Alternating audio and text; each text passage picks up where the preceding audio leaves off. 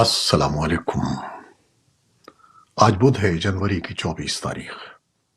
پاکستان میں اس وقت شام کے 7، بھارت میں 7:30، اور یہاں ہمارے اسٹوڈیوز کی گھڑیوں میں صبح کے 9 بج رہے ہیں۔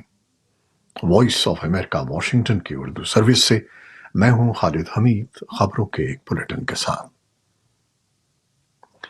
پاکستان میں 8 فروری کو ہونے والے عام انتخابات کے لیے ملک کی بڑی سیاسی جماعتوں پاکستان مسلم لیگ نون اور پاکستان پیپلز پارٹی PPP کی جانب سے انتخابی جلسوں کا آغاز کر دیا گیا ہے، لیکن اب تک انتخابی ماحول میں وہ گہما گہمی نظر نہیں آ رہی جو عام طور پر انتخابات سے قبل دیکھی جاتی ہے۔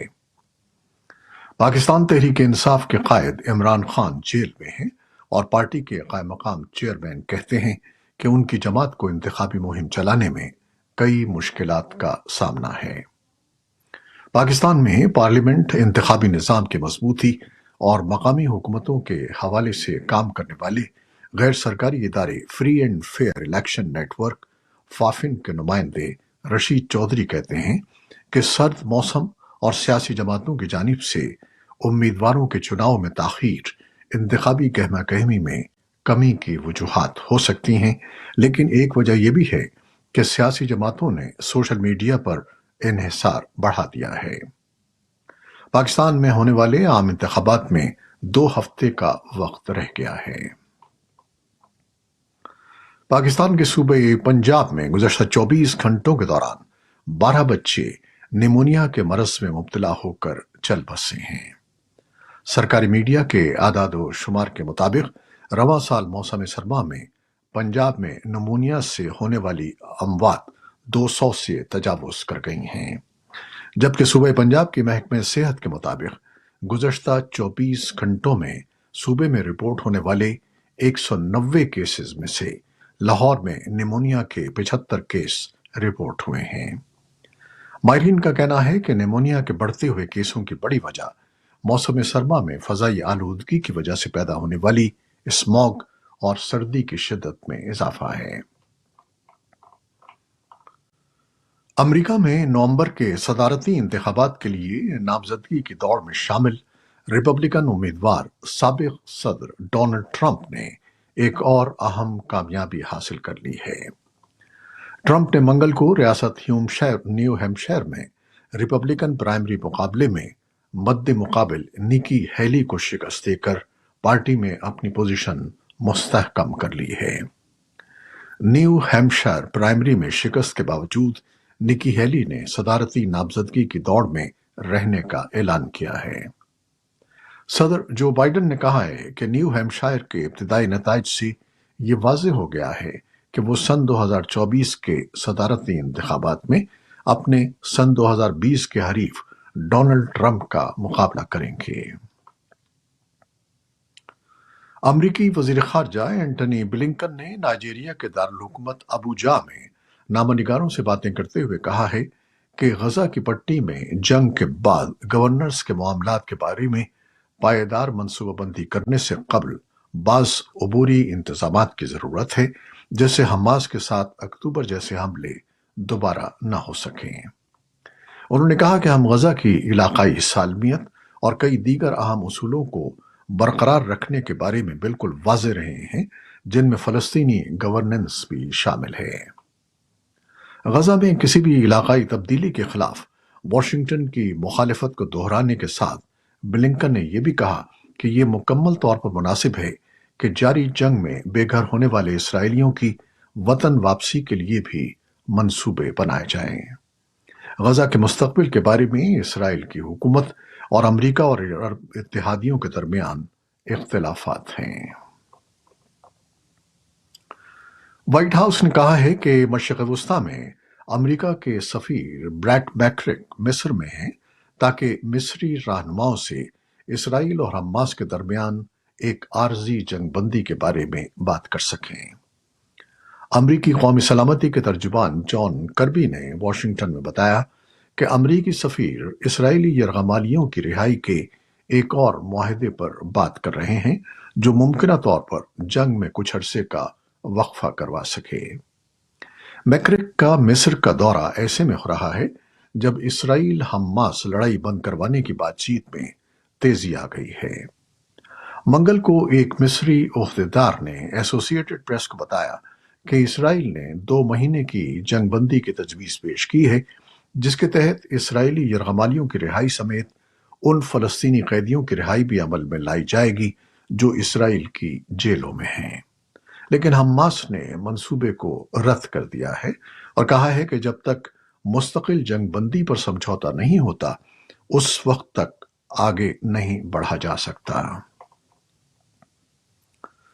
اقوام متحدہ نے کہا ہے کہ فلسطینیوں کے علاقے میں کام کرنے والے امدادی ادارے ہلال احمر کے مطابق غزہ شہر میں کام کرنے والے ان کے ایمبولینس ہیڈ کوارٹر کو اسرائیلی فوجیوں نے گھیر رکھا ہے اور انہیں خان یونس میں تیز ہوتی لڑائی کے دوران امدادی سرگرمیوں میں حصہ لینے میں رکاوٹوں کا سامنا ہے۔ اقوام متحدہ کے ترجمان اسٹیفان دوجارک نے بتایا کہ امدادی اداروں کی رپورٹ کے مطابق العمل ہسپتال کے اطراف کے علاقوں میں زبردست لڑائی ہو رہی ہے اور اسرائیلی فوجیوں نے ہسپتالوں کو چاروں طرف سے گھیر رکھا ہے۔ ہسپتال میں درجنوں افراد کے مارے جانے کی اطلاعات ہیں، جن میں پناہ گزین عورتیں اور بچے شامل ہیں۔ اقوام متحدہ کے ترجمان کے مطابق رکاوٹوں کے باوجود امدادی ادارہ قحط جیسی صورتحال کا سامنا کرتے ہوئے غزہ کے شہریوں تک خوراک پہنچانے کی کوشش کر رہا ہے۔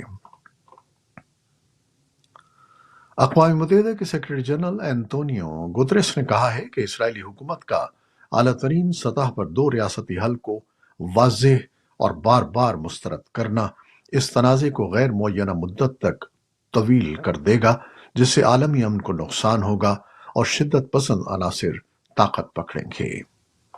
گوتریس نے اقوام متحدہ کی سلامتی کونسل کے ایک وزارتی اجلاس میں تقریر کرتے ہوئے کہا کہ فلسطینی عوام کا ایک مکمل طور پر آزاد ریاست قائم کرنے کا حق سب فریقوں کو تسلیم کرنا چاہیے اور کسی بھی فریق کا 2 ریاستی حل قبول کرنے سے انکار سختی سے مسترد کیا جانا چاہیے۔ انہوں نے کہا کہ اس تنازع کے جاری رہنے کی وجہ سے علاقائی خطرات میں اضافہ ہو رہا ہے اور زور دیا کہ تمام فریق ایک بڑی جنگ سے بچنے کے لیے خطرے کے نشان سے پیچھے ہٹ جائیں اور اس جنگ کے تباہ کن نتائج کے بارے میں غور کریں۔ امریکی فوج نے عراق میں 3 تنصیبات اور یمن میں دو اینٹی شپ میزائلوں کو نشانہ بنایا ہے جو ایران کی حمایت یافتہ ملیشیاؤں کی طرف سے داغے گئے تھے۔ دونوں حملوں میں عراق اور یمن کے ان مقامات کو نشانہ بنایا گیا جن کے بارے میں امریکہ کا کہنا ہے کہ وہاں سے عراق اور شام میں امریکی فوجی تنصیبات پر حملوں کی منصوبہ بندی کی گئی اور یہ عسکری گروپ بحیرہ احمر میں امریکی فوجی اور تجارتی جہازوں کے لیے خطرات پیدا کر رہے ہیں۔ منگل کو ایک بیان میں امریکی وزیر دفاع لائیڈ آسٹن نے کہا کہ عراق میں حملے صدر بائیڈن کی ہدایت پر کیے گئے ہیں اور عراق میں ایرانی حمایت یافتہ ملیشیا گروپ کتائب حزب اللہ اور ایران سے وابستہ دیگر گروپوں کے زیر استعمال تنصیبات کو نشانہ بنایا گیا ہے۔ امریکی سینٹ کے 2 ڈیموکریٹک ارکان نے کہا ہے کہ یمن کے حوثی باغیوں کے خلاف امریکی فوج کی ایک اور مہم شروع کرنے سے پہلے امریکی صدر کو کانگریس سے منظوری لینے کی ضرورت ہے۔ سینٹ کی خارجہ تعلقات کمیٹی کے دونوں اراکین سینیٹر ٹم کین اور کرس مرفی نے ریپبلکن سینیٹر اسٹو ڈینگ اور مائک لی کے ساتھ منگل کو صدر بائیڈن کو تحریری طور پر آگاہ کیا ہے کہ انہوں نے یمن میں حوثی اہداف پر بار بار امریکی حملے کر کے اپنے آئینی اختیارات سے تجاوز کیا ہے۔ بائیڈن انتظامیہ یمن کے حوثی عسکریت پسند گروپ کی طرف سے بحیرہ احمر میں تجارتی جہازوں پر راکٹ، میزائل اور ڈرون حملوں کو روکنے کی کوشش کر رہی ہے۔ سینیٹرز نے لکھا ہے کہ مشرق وسطی کی ایک اور جنگ میں امریکی شرکت کانگریس کی اجازت کے بغیر نہیں ہو سکتی، جس کے بعد امریکی عوام کو اس اقدام کے فوائد، خطرات اور نتائج سے آگاہ کیا جائے۔ اپنے خط میں سینیٹرز نے صدر بائیڈن کے اس اعتراف کا ذکر کیا کہ امریکی حملے تجارتی راستوں پر حوثیوں کے حملے مکمل طور پر روکنے میں کامیاب نہیں ہو سکے ہیں۔ روس کی وزارت دفاع نے کہا ہے کہ روسی فوج کا ٹرانسپورٹ طیارہ जिसमें यूक्रेन के 65 जंगी कैदी, अमले के 6 और दीगर 3 अफराद सवार थे। बुध को सुबह 11 बजे के करीब यूक्रेन के करीब रूस के बेलग्राड इलाके में गिरकर तबाह हो गया है। रूस की वजारत दिफा ने कहा है कि तहकीकात के लिए एक खुसूसी कमीशन जाए हादसा पर भेजा जा रहा है।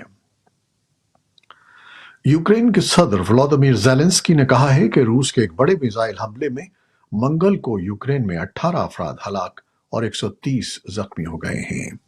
इस हमले में रूस ने 40 से ज्यादा बैलिस्टिक, क्रूज, तैयारा शिकन और गाइडेड मिसाइलों को इस्तेमाल करते हुए यूक्रेन के 3 शहरों में 130 रिहायशी इमारतों को निशाना बनाया। रूस का हमला, जिसमें दारुल कीव और दूसरे सबसे बड़े शहर खार्किव में अहदाफ शामिल थे, कई हफ्तों में सबसे बड़ा हमला था। नेटो ने मंगल को $1.2 अरब के एक मुआहदे पर दस्तखत किए हैं, जिसकी मदद से रुकन मुल्क अपने हथियारों के जखीरे को दोबारा उस सतह पर ले जा सकेंगे जिससे यूक्रेन को गोला बारूद फराहम करने में मदद मिल सके। नेटो की सपोर्ट और प्रोक्योरमेंट एजेंसी के मुताबिक ये मुआहदा 155 मिलीमीटर गोला बारूद के 2,20,000 राउंड्स की खरीदारी की इजाजत देगा, ताकि रुकन मुल्क अपने हथियारों के जखीरों को भर सकें और रूस के खिलाफ यूक्रेन की जंग में मजीद गोला बारूद फराहम करने के काबिल हों। नेटो के सेक्रेटरी जनरल यान्स स्टोल्टनबर्ग ने सहाफियों को बताया कि ये हमारे दिफा के लिए जरूरी होने के साथ साथ यूक्रेन की हिमायत जारी रखने के लिए भी जरूरी है। उन्होंने मजीद कहा कि हम सदर पुतिन को यूक्रेन में कामयाब होने की इजाजत नहीं देंगे। तुर्किया की पार्लियामान ने स्वीडन की नेटो में शमूलियत की तौसीक कर दी है। तुर्किया से मंजूरी मिलने के बाद फौजी इत्तेहाद में स्वीडन की शमूलियत के लिए तकरीबन 20 माह से ज़ेर इल्तिवा मामले की सबसे बड़ी रुकावट खत्म हो गई है। फरवरी सन 2022 में रूस के यूक्रेन पर हमले के बाद स्वीडन ने अपनी सिक्योरिटी के लिए नेटो में बाकायदा शमूलियत के लिए दरखास्त दी थी। अलबत्ता नेटो के रुकन तुर्किया की मुखालिफत के सबब यह मामला इल्तिवा का शिकार था। नेटो इत्तेहाद में शमूलियत के लिए उसके तमाम रुकन ममालिक की मंजूरी लाजमी होती है। स्वीडन की नेटो रुकनियत की तौसीक का मामला नेटो के एक और रुकन मुल्क हंगरी में भी ज़ेर इल्तिवा है। ये थी वो खबरें जो फेसबुक लाइव पर हमने आपके लिए पेश की। हमारी वेबसाइट, यूट्यूब और पॉडकास्ट पर यह बुलेटिन आपके लिए पोस्ट कर दिया जाता है। आप हमारे बुलेटिन को शेयर करते हैं और अपने कमेंट्स में अपनी मोहब्बतों का इजहार करते हैं, जिसके लिए हम आपके बेहद ममनून हैं। अपनी इन मोहब्बतों को जारी रखिएगा। न्यूज़ प्रोड्यूसर आयशा इरफान और न्यूज़ एडिटर ताबिंदा नईम के हमरा खालिद हमीद को अब इजाजत दीजिएगा। अल्लाह हाफिज।